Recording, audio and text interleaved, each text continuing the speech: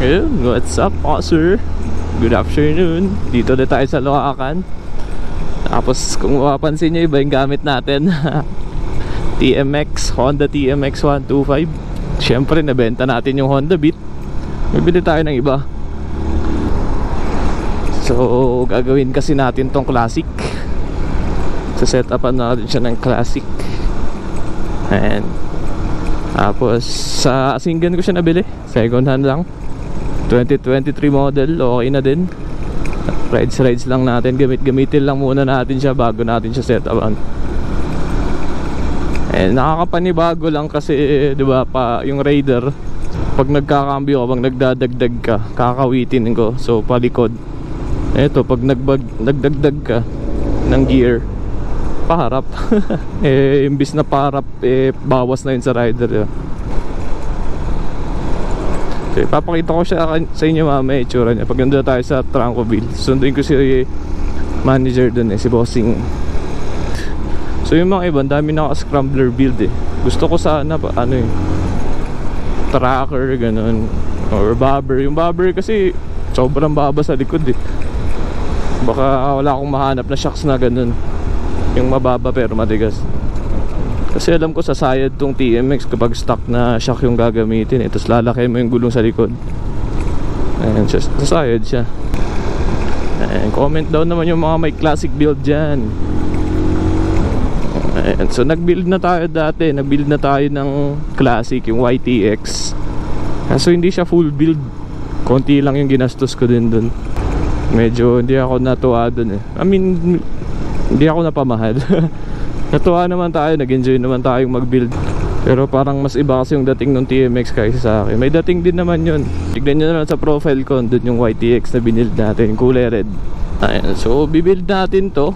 Tapos vlog natin yung detailed na pagka-build sa kanya, yung mga nagastos, ganyan. Mga magagastos pa lang natin, kung ano yung mga gagawin natin. Siyempre kukuha din tayo ng idea sa inyo, mga ka-TMX, mga ka-Pantra. Tapos comment down nga rin kayo guys, ano ba yung pinakamalaking rim na kasya dito, tsaka size ng gulong. So comment down naman guys yung mga best na gulong dyan, yung mga bagay na gulong dyan para dito. Ayan, very fresh pa to, 2.8 Odo. Hindi ko alam kung legit yung Odo na itong 2.8, pero mukhang oo naman. Kasi 2023 model. Okay din naman yung takbuhan ng makina. Almost no issue din. All in all, okay na. 36k yung presyo, second hand. Comment down nyo kung pwede na or lugi pa. Ayan, pag ganitong naka neutral, I mean naka neutral, naka stop, hindi ko naramdaman yung makina niya. Hindi ko lang naririnig siguro. Siyempre smooth po siya. Sa katagalan lalagitik na din to. Alam ko lalagitik na din to. Kasi ganun naman yung mga TMX, mga pushrod engines, talagang malagitik. Pero mayroon daw silang technique para mabawasan. Share nyo naman paano bawasan. So dito tayo sa Trancoville. Papakita ko sa inyo ang itsura niya. Tigas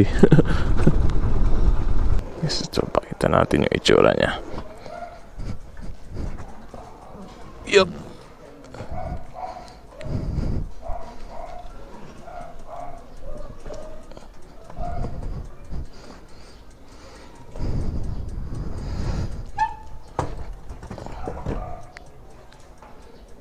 Yan yung itsura niya. Black, bago pa. Yan, nilagay ko na yung top box. Yan siya. Yan ang itsura ni Honda TMX 36k 23 model. Okay na ba yun? Ayan, so hanggang dito muna siguro.